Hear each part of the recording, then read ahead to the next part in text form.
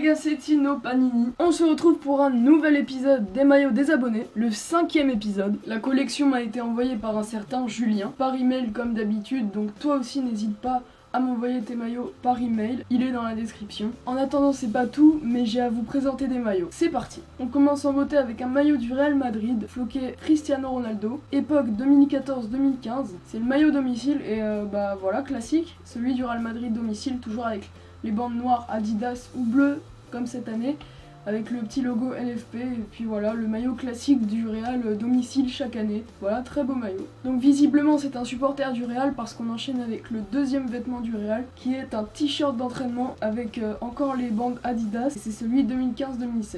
Et donc celui-là c'est l'autre version, 2015-2016 encore, donc il a les deux, c'est quand même pas mal. Ça se voit que t'es fan du Real. Le quatrième maillot de sa collection, c'est inévitablement encore un maillot du Real Madrid, saison 2015-2016. On peut voir que c'est le third, le Fly Emirates se barre complètement en couille, ça on peut le dire. C'est grave chiant, le flocage qui s'arrache. J'en ai fait les frais avec ce maillot, voilà, j'ai un peu les nerfs. Et franchement, je peux vous dire que pour un collectionneur de maillots, voir le flocage s'arracher, c'est vraiment hyper chiant parce que ça détruit un peu la beauté du maillot, vous voyez ce que je veux dire un peu. Bon, heureusement, le flocage du derrière n'est pas parti et c'est floqué Cristiano Ronaldo 7. Comment ne pas aimer Ronaldo quand on est fan du Real? Et voilà un maillot de Manchester United. Alors c'est un faux maillot, comme il le précise dans la description Snapchat, et floqué Ronaldo de Manchester United.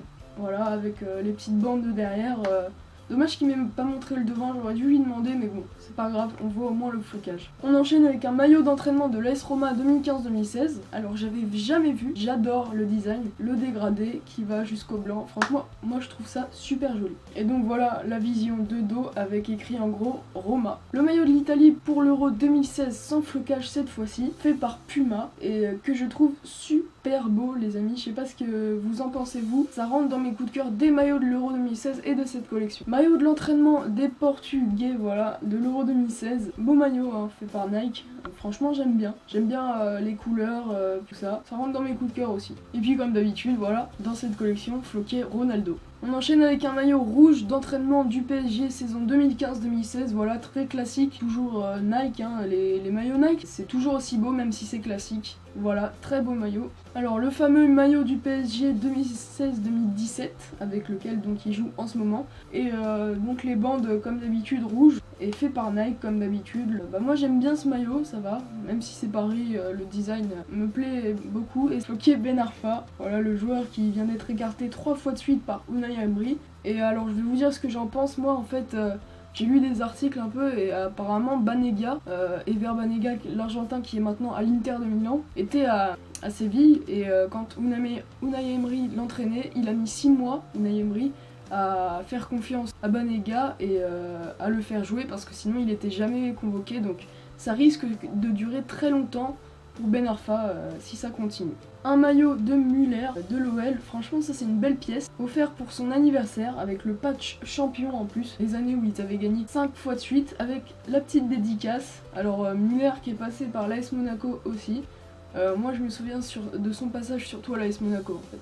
Alors c'est un abonné suisse, et là donc on peut voir le maillot de la Suisse, Coupe du Monde 2014 avec le 23 numéro attribué à Shaqiri, voilà très très grand joueur gâché par Pep Guardiola, malheureusement, avec le flocage que je trouve magnifique. Ça rentre dans mes coups de cœur. Le maillot domicile entre guillemets de la Suisse Euro 2016 avec le petit sponsor dans le col, enfin je sais même pas si c'est un sponsor en fait, mais sinon ça rentre aussi dans mes coups de cœur parce que les maillots suisses franchement j'adore. Donc c'est floqué Granit Xhaka, le joueur suisse qui a récemment rejoint Arsenal pour 40 millions. Le deuxième maillot, l'extérieur de la Suisse pour l'Euro 2016 par Puma, voilà Puma la marque qui a fait des très beaux maillots, comme ça 23 encore. Le maillot de Shaqiri pour l'Euro 2016 avec le flocage, Shaqiri 23. On enchaîne avec le maillot du Benfica saison 2015-2016, et moi aussi je l'ai, et qui rentre bien évidemment dans mes coups de cœur parce que ce maillot je le mets pour aller que ce soit au lycée, au foot, ou avant les matchs de foot,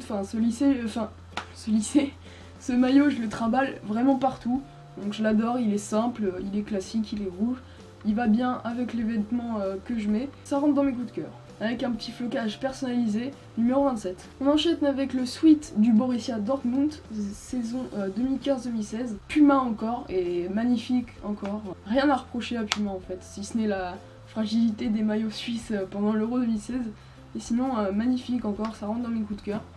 Et avec Odo, Evonik Industrie. Et puis on termine avec le suite de Chelsea de la Champions League 2015-2016. Alors généralement moi j'ai vu plus des filles à mon collège. Alors je crois qu'il y a un Adidas derrière, j'en suis pas sûre mais presque sûre, mais voilà. On a terminé avec la collection de Julien. Donc il y avait beaucoup de monde qui me réclamait cet épisode. Soyez patients et il y en aura toujours, tant qu'il y en a, qui m'envoient leur collection par email.